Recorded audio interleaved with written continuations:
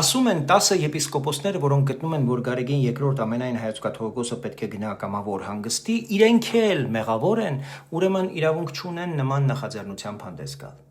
Այո, մեր եկեղեցականներից շատերն են մեղավոր եւ շատերը Նավասարդ Կճոյանից սկսած, իրենք էլ գիտակցում են իրենց մեղքը։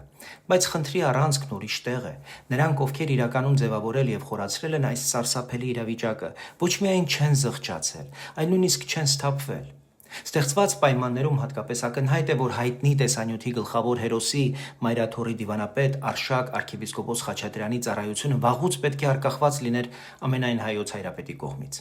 Անամոթությունն ամենամեծ չարիքն է, առավել եւս երբ այն կրում է եկեղեցականի սքեմ։ Երբ ամոթի զգացումը մեռած է, վերանում են բոլոր ներքին արգելակները, կարմիր գծերն ու սահմանները, եւ հենց այստեղից է սկսվում թե եկեղեցու, թե հանրության բարոյական անկումը։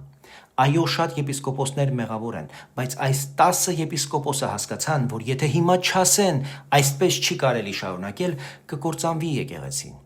Արշակ, Բագրատ, Միքայել Սրբազանները եւ շատ ուրիշներ վեհապար հայրապետի գլխավորությամբ որոշել են իրենց մեղքի հետ միասին եկեղեցին տանել կործանման։ Տարբերությունն այստեղ է ոչ թե ով է անմեղ, այլ ով է պատրաստ կանգնել ճշմարտության կողմը, փրկել եկեղեցին, ոչ թե խեղդել այն սեփական մեղքերի հետ։